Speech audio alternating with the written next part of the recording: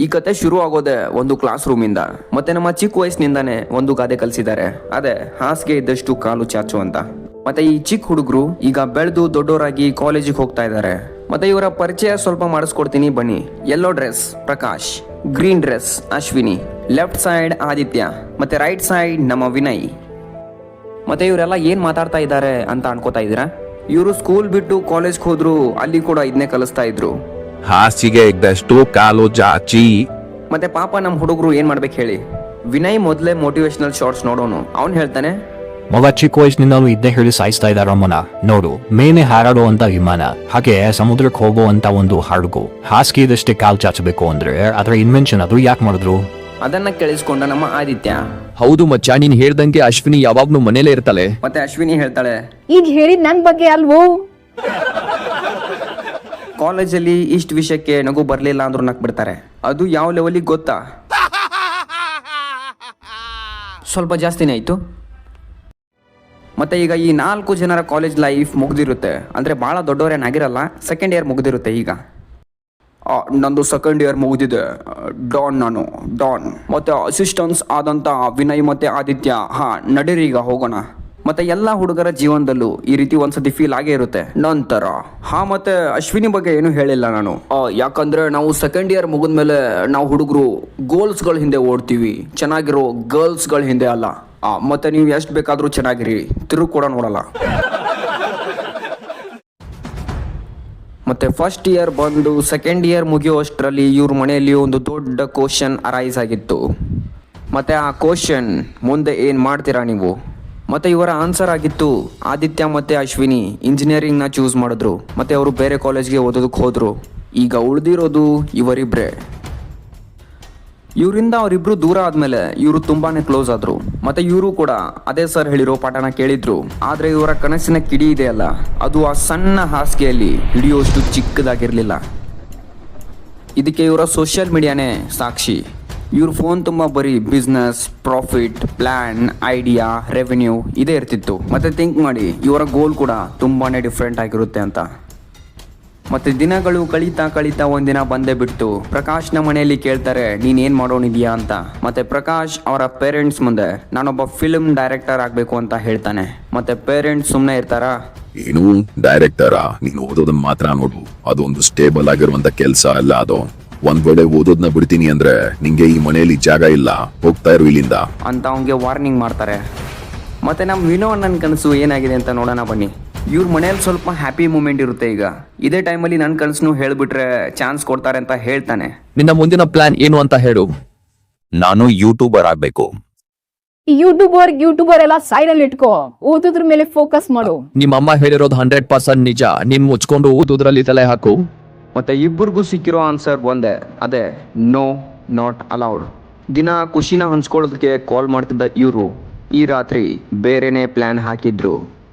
ನಮ್ಮ ಗುರಿ ಸಾಧಿಸಬೇಕು ಕಣೋ, ಮನೆ ಬಿಟ್ಟು ಹೋಗ್ಬೇಕು. ಅವರು ನೈಟ್ ಎಲ್ಲ ಕುಂತು ಬೆಳಗ್ಗೆ ಹೇಗೆ ಓಡ್ ಹೋಗೋದು ಅಂತ ಪ್ಲಾನ್ ಹಾಕ್ತಾ ಇದ್ರು.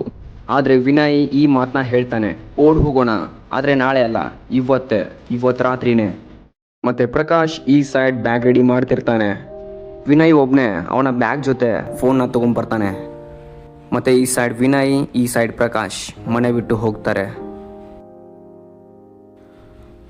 ಆ ರಾತ್ರಿ ಅವರು ಕನಸಿನ ನಗರಿ ಅನ್ಕೊಂಡಿದ್ದ ಬೆಂಗಳೂರಿಗೆ ಹೋಗ್ತಾರೆ. ಮತ್ತೆ ರಾತ್ರಿ ಕಳೆದು ಬೆಳಗಾಗೋಷ್ಟರಲ್ಲಿ ಅವರು ಬೆಂಗಳೂರಿಗೆ ಹೋಗಿ ಮುಟ್ಟಿರ್ತಾರೆ. ಆದ್ರೆ ಆ ರಾತ್ರಿ ವಿನಯ್ನ ಫೋನ್ ಟ್ರ್ಯಾಕ್ ಮಾಡ್ತಾರೆ. ವಿನಯ್ ಸಿಕ್ಕಾಕೋತಾನೆ. ಅವನ ಹಿಡ್ಕೊಂಡ್ಬಂದು ಅವ್ರ ಫ್ಯಾಮಿಲಿಗೆ ಒಪ್ಪಿಸ್ಬಿಡ್ತಾರೆ. ಆದ್ರೆ ಪ್ರಕಾಶ್ ಹತ್ರ ಫೋನ್ ಇರಲ್ಲ. ಅವನು ಪೊಲೀಸರಿಂದ ತಪ್ಪಿಸ್ಕೊಂಡ್ಬಿಡ್ತಾನೆ. ಮತ್ತೆ ಮರುದಿನ ಬೆಂಗಳೂರು, ಅಷ್ಟು ದೊಡ್ಡ ಊರಲ್ಲಿ ವಿನಯ್ನ ಬಿಟ್ಟು ಇವನು ಒಬ್ಬನೇ ಇರ್ತಾನೆ. ಇವನು ಬೆಂಗಳೂರು ಅಂದ್ರೆ ಡ್ರೀಮ್ ಸಿಟಿ ಅನ್ಕೊಂಡಿದ್ದ. ಆದ್ರೆ ಅವನು ಅಲ್ಲಿ ಕಾಲಿಟ್ಟ ಮೊದಲ ಸೆಕೆಂಡಿಂದಾನೇ ಅವನಿಗೆ ಅರ್ಥ ಆಯ್ತು, ಇದೊಂದು ಯುದ್ಧ ಭೂಮಿ ಅಂತ. ಇಲ್ಲಿ ಪ್ರತಿಯೊಂದು ಹೆಜ್ಜೆಗೂ ಹೋರಾಟ ಇದೆ. ಇಲ್ಲಿ ಸರ್ವೈವ್ ಆಗೋದು ಕೂಡ ಅಷ್ಟು ಸುಲಭದ ಮಾತಲ್ಲ ಅಂತ. ಮತ್ತೆ ಇಲ್ಲಿಂದ ಆ ಇಬ್ರು ಸ್ನೇಹಿತರ ದಾರಿ ಬೇರೆ ಬೇರೆ ಆಗುತ್ತೆ. ಮತ್ತೆ ಪ್ರಕಾಶನ ಅಸಲಿ ಹೋರಾಟ ಶುರುವಾಗಿದ್ದು ಇಲ್ಲಿಂದ. ಯಾಕಂದ್ರೆ ಲಕ್ಷಾಂತರ ಕನಸುಗಳನ್ನು ಹೊತ್ತಿದ್ದ ಆ ದೊಡ್ಡ ಊರಲ್ಲಿ ಈ ಪ್ರಕಾಶ್ ಅವನ ಕನಸನ್ನ ನನಸು ಮಾಡ್ಕೊಳ್ಳೋದಕ್ಕೆ ಈಗ ಪ್ರಕಾಶ್ನ ಜೇಬಲ್ಲಿ ಇದ್ದಿದ್ದು ಬರೀ 500 ರೂಪಾಯಿ ಅಷ್ಟೇ. ಈ ಸಣ್ಣ ಮೊತ್ತದೊಂದಿಗೆ ಅವನ ಬದುಕಿನ ಅತಿ ದೊಡ್ಡ ಯುದ್ಧ ಶುರುವಾಗಿತ್ತು. ಫಸ್ಟ್ ಡೇ ಅವನಿಗೆ ಬೆಂಗಳೂರಲ್ಲಿ ಏನು ಗೊತ್ತಿಲ್ಲ. ಅವನು ಸುತ್ತದ ಅಂತ್ಯವಿಲ್ಲದ ನಡಿಗೆನೇ ಆಗ್ಬಿಡ್ತು. ಮತ್ತೆ 3ನೇ ದಿನ ಫುಟ್ಪಾತ್ ಮೇಲೆನೆ ಮಲಗುವಂತ ಪರಿಸ್ಥಿತಿ. ಮತ್ತೆ 5ನೇ ದಿನಕ್ಕೆ ಜೇಬು ಸಂಪೂರ್ಣ ಖಾಲಿ. ಅವನ ಹತ್ರ ಇದ್ದ ಆ 500 ರೂಪಾಯಿನೂ ಖಾಲಿ ಆಗೋಗಿತ್ತು. ಆದ್ರೆ ಅವನಿಗೆ ದಿನದಿಂದ ದಿನಕ್ಕೆ ಹೆಚ್ಚಾಗ್ತಾ ಇರುವ ಅವನ ಹೊಟ್ಟೆ ಹಸಿವು ಕಡಿಮೆನೇ ಆಗಿರ್ಲಿಲ್ಲ. ಏನಾದ್ರೂ ಕೆಲಸ ಮಾಡಿದ್ರೆ ದುಡ್ಡು ಸಿಗ್ಬೋದು ಅಂತ ಕೆಲಸ ಹುಡ್ಕೊಂಡು ಬಂದ. ಮತ್ತೆ ಅಲ್ಲೊಂದು ಕನ್ಸ್ಟ್ರಕ್ಷನ್ ನಡೀತಾ ಇತ್ತು. ನಂಗೆ ಏನಾದ್ರೂ ಕೆಲಸ ಸಿಗುತ್ತಾ ಅಂತ ಕೇಳ್ದ. ಕೆಲಸ ಕೂಡ ಓಕೆ ಆಯ್ತು. ಕೆಲಸ ಮಾಡು, ನಾನು ಹಿಂದಾಡಿ ದುಡ್ಡು ಕೊಡ್ತೀನಿ ಅಂದ. ಮತ್ತೆ ವಿಧಿ ಇಲ್ಲದೆ ಪ್ರಕಾಶ್ ಹೊಟ್ಟೆ ಹಸಿವಿಗಾಗಿ ಕೆಲಸನ ಮಾಡೋದಕ್ಕೆ ಸ್ಟಾರ್ಟ್ ಮಾಡ್ದ. ಅವನು ಕಟ್ಟಡಕ್ಕೆ ಬೇಕಾದ ರಾ ಮಟೀರಿಯಲ್ಸ್, ಉಸ್ಕು, ಸಿಮೆಂಟು, ಕಬ್ಣ ಒಂದಾದ್ಮೇಲೆ ಒಂದು ಕೆಲಸಗಳನ್ನ ಮಾಡ್ದ. ಮತ್ತೆ ರಾತ್ರಿ ಜಲ್ದಿ ಬಿಡ್ತಾರೆ ಅಂತ ಅನ್ಕೊಂಡಿದ್ದ ಅವನು ರಾತ್ರಿ 12:15 ಬಿಟ್ರು. ಮತ್ತೆ ನಾಳೆ ಜಲ್ದಿ ಬಾ ಅಂತ ಹೇಳಿ ವಾರ್ನಿಂಗ್ ಕೂಡ ಕೊಟ್ರು. ಅವನಿಗೆ ಒಂದು ಮಾತು ಆಡೋದಕ್ಕೂ ಶಕ್ತಿ ಇರಲಿಲ್ಲ. ವಾಪಸ್ ಬಂದ್ಬಿಟ್ಟ. ಮತ್ತೆ ಹುಡುಗಿರು ಹೇಳ್ತಾರೆ ಒಬ್ಬ ಹುಡುಗನ ಲೈಫ್ ಎಷ್ಟು ಈಸಿ ಅಂತ. ಮತ್ತೆ ಅವನು ಬೆಳಗಿಂದ ಸಂಜೆವರೆಗೂ ಕೆಲಸ ಮಾಡಿದ್ಮೇಲೆ ಅವನ ಕೈ ಕಾಲುಗಳು ನೋಯ್ತಾ ಇದ್ವು. ಆದರೆ ಅದನ್ನ ಹೇಳೋದಕ್ಕೆ ಅಥವಾ ಯಾರಾದರೂ ಕೇಳಿಸ್ಕೊಳ್ಳೋದಕ್ಕೂ ಯಾರೂ ಇರಲಿಲ್ಲ. ರಾತ್ರಿ ಕಳೆದು ಬೆಳಗಾಯಿತು. ಮತ್ತೆ ಬೆಳಿಗ್ಗೆ ಬೇಗ ಎದ್ದು ಕೆಲಸಕ್ಕೆ ಅಂತ ಹೋದ. ಕೆಲಸ ಹೇಳಿದ್ರು. ಮತ್ತೆ ಆ ಕೆಲಸನ ಬೆಳಿಗ್ಗೆಯಿಂದ ಸಂಜೆವರೆಗೂ ಮಾಡ್ದ. ಮತ್ತೆ ಹೀಗೆ ಇವನು ಕೆಲಸ ಮಾಡ್ತಾ 2 ತಿಂಗಳು ಕಳೆದೋಯ್ತು.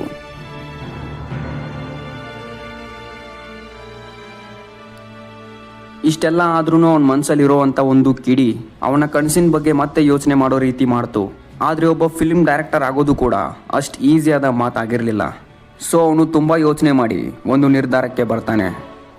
ಅವನ ಮನಸ್ಸಲ್ಲಿ ಒಂದು ಒಳ್ಳೆ ಕ್ಯಾಮ್ರಾ ಇರೋ ಅಂತ ಒಂದು ಫೋನ್ ತಗೊಂಡ್ರೆ ನನ್ನ ಶೂಟಿಂಗ್ಗೆ ಹೆಲ್ಪ್ ಆಗುತ್ತೆ. ಮತ್ತೆ ಆ ಮೊಬೈಲ್ ನ ಇಟ್ಕೊಂಡು ನಾನೊಬ್ಬ ಡೈರೆಕ್ಟರ್ ಕೂಡ ಆಗ್ಬೋದು. ಅವನ ಕನಸಿಗೆ ಮತ್ತೆ ಜೀವ ಕೊಡೋದಕ್ಕೆ ಒಂದು ಮೊಬೈಲ್ ಫೋನ್ ಬೇಕಾಗಿತ್ತು ಅಷ್ಟೇ. ಆದರೆ ಅದರ ಬೆಲೆ 30,000. ದಿನಕ್ಕೆ ಬರೀ 100 ರೂಪಾಯಿ ದುಡಿಯುವ ಅವನಿಗೆ ಆ ಫೋನ್ ಆಕಾಶದಲ್ಲಿರುವ ನಕ್ಷತ್ರದಂತೆ ಕಾಣಿಸ್ತಾ ಇತ್ತು. ದಿನಗಳು ಕಳೆದಂತೆ ಅವನಿಗೆ ದುಡ್ಡು ಮಾಡಬೇಕು ಅನ್ನೋ ಹುಚ್ಚು ಇನ್ನೂ ಜಾಸ್ತಿನೇ ಆಯಿತು. ಮತ್ತೆ ಹಾಗೆ ಯೋಚನೆ ಮಾಡ್ತಾ ಈ ವಿಚಾರ ಅವನ ತಲೆಗೆ ಬಂತು.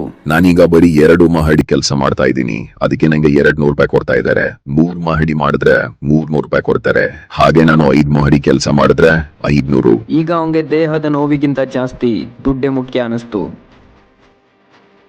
ಅಲ್ಲಿರೋ ಅವನ ಓನರ್ ಹತ್ರ ಬಂದು ನಾನು 5ನೇ ಫ್ಲೋರ್ನ ಕೆಲಸ ಮಾಡ್ತೀನಿ ಸರ್ ಅಂತಾನೆ. ಓನರ್ಗೂ ಅಷ್ಟೇ ಬೇಕಾಗಿತ್ತು. ಅವನು ಕೂಡ ಒಪ್ಕೊಂಡ. ಇವನ್ ಕೆಲಸನ ಇವನು ಸ್ಟಾರ್ಟ್ ಮಾಡ್ದ. ಮೊದಲೆಲ್ಲ ಗ್ರೌಂಡ್ ಫ್ಲೋರ್ ಕೆಲಸ ಮಾಡ್ತಿದ್ದ ಪ್ರಕಾಶ್ ಈಗ 5 ಫ್ಲೋರ್ ಮೇಲೆ ಕೆಲಸ ಮಾಡ್ತಾ ಇದ್ದ. ಅವನು ಸಿಮೆಂಟ್ ತುಂಬ್ಕೋತಾ ಇದ್ದ, ಲಿಫ್ಟ್ ಹತ್ತಾ ಇದ್ದ. 5 ಫ್ಲೋರ್ನ ಬಿಲ್ಡಿಂಗ್ ಮಧ್ಯೆ ಒಂದು ಟೆಂಪರವರಿ ಹಾದಿ ಮಾಡಿದ್ರು. ಮತ್ತೆ ಎಲ್ಲ ಲೇಬರ್ಸ್ಗಳು ರಾ ಮಟೀರಿಯಲ್ಸ್ನ ಅಲ್ಲಿಂದನೇ ಪಾಸ್ ಮಾಡ್ತಿದ್ರು. ಮತ್ತೆ ಅವನು ಕೂಡ ಆ ಕಡೆಯಿಂದ ಈ ಕಡೆ, ಈ ಕಡೆಯಿಂದ ಆ ಕಡೆ ರಾ ಮಟೀರಿಯಲ್ಸ್ನ ಟ್ರಾನ್ಸ್ಫರ್ ಮಾಡ್ತಾ ಇದ್ದ. ಹಾಗೆ ಕೆಲಸ ಮಾಡ್ತಾ ಅವತ್ತಿನ ದಿನ ಕಂಪ್ಲೀಟ್ ಆಯಿತು. ಮತ್ತೆ ಅವತ್ತಿನ ದಿನ 5ನೇ ಫ್ಲೋರ್ ಕೆಲಸ ಮಾಡಿದ್ರಿಂದ ಅವನಿಗೆ 500 ರೂಪಾಯಿ ಸಿಕ್ತು. ಅವನು ಕೂಡ ಒಬ್ಬ ಮನುಷ್ಯನೇ. ಅವನು ಕೂಡ ಲೆಕ್ಕ ಹಾಕ್ದ ನಾನು ಎಷ್ಟು ದಿನಕ್ಕೆ ಈ ಫೋನ್ನ ತಗೋಬಹುದು ಅಂತ. 2 ತಿಂಗಳು ಇದೇ ರೀತಿ ಕೆಲಸ ಮಾಡಿದ್ರೆ ನಾನು ಆ ಫೋನ್ ನ ತಗೋಬಹುದು. ಮತ್ತೆ ಅವತ್ತು ಅವನ ಮುಖದಲ್ಲಿರೋ ಖುಷಿನ ನೋಡೋದಕ್ಕೆ ಲಾಯಕ್ಕಿತ್ತು. ರಾತ್ರಿ ಎಲ್ಲ ಬರೀ ಅದೇ ಯೋಚನೆ, ನಂಗೆ 2 ತಿಂಗಳಾದ್ಮೇಲೆ ಫೋನ್ ಸಿಗುತ್ತೆ. ನಂಗೆ 2 ತಿಂಗಳಾದ್ಮೇಲೆ ಫೋನ್ ಸಿಗುತ್ತೆ. ಮತ್ತೆ ರಾತ್ರಿ ಕಳೆದು ಬೆಳಗಾಗೇ ಬಿಡ್ತು. ದಿನಾಲು ಕಷ್ಟಪಟ್ಟು ಕೆಲಸ ಮಾಡ್ತಿದ್ದ ಅವನು ಇವತ್ತು ಇಷ್ಟಪಟ್ಟು ಮಾಡ್ತಾ ಇದ್ದ. ಹೀಗೆ ಕೆಲಸ ಮಾಡ್ತಾ 2 ವಾರ ಕಳೆದೇ ಬಿಡ್ತು. ಮತ್ತೆ ಕನ್ಸ್ಟ್ರಕ್ಷನ್ ಓನರ್ ಅವನ ಕೆಲಸ ನೋಡಿ ಅವನಿಗೆ ಇನ್ನೂ ದುಡ್ಡನ್ನ ಜಾಸ್ತಿ ಮಾಡ್ತೀನಿ ಅಂತ ಹೇಳ್ದ. ಮತ್ತೆ ಆ ದಿನ ಅವನ ಓನರ್ ಅವನ ಜಲ್ದಿನೇ ಮನೆಗೆ ಬಿಟ್ಟ. ಹಾಗೆ 700 ರೂಪಾಯಿ ಕೂಡ ಸಂಬಳ ಅಂತ ಕೊಟ್ಟ. ಪ್ರಕಾಶನ ದುಡ್ಡು ಕೂಡ ದಿನದಿಂದ ದಿನಕ್ಕೆ ಜಾಸ್ತಿ ಆಗ್ತಾನೆ ಇತ್ತು. ಈಗ ಜಸ್ಟ್ ಅವನಿಗೆ 30 ದಿನ ಬೇಕಾಗಿತ್ತು ಇನ್ನು ಬಾಕಿ 21,000ನ ದುಡಿಯೋದಕ್ಕೆ.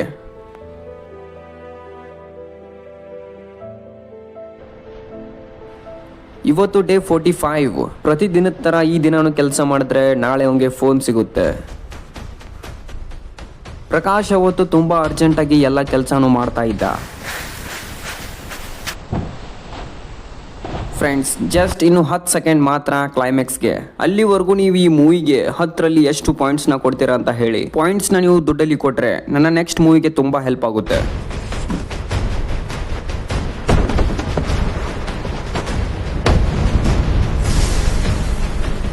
ಪ್ರಕಾಶ್ ಮತ್ತೆ ಕೆಲಸ ಮಾಡೋದಕ್ಕೆ ಸ್ಟಾರ್ಟ್ ಮಾಡ್ತಾನೆ. ಆದ್ರೆ ಇವತ್ತು ಅವನ ಮೈ ಮೇಲೆ ಅವನಿಗೆ ಪ್ರಜ್ಞೆನೇ ಇರಲ್ಲ.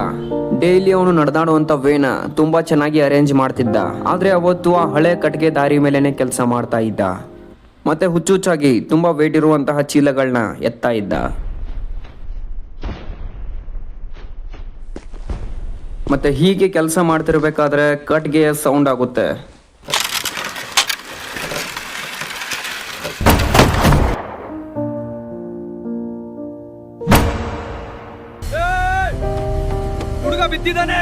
ಮತ್ತೆ ಪ್ರಕಾಶ್ ಆ 5 ಫ್ಲೋರ್ ಮೇಲಿಂದ ಬೀಳ್ತಾನೆ. ಮತ್ತೆ ಎಲ್ಲಾ ಲೇಬರ್ಸ್ ಅವನ ಹಾಸ್ಪಿಟಲ್ಗೆ ಕರ್ಕೊಂಡು ಹೋಗ್ತಾರೆ.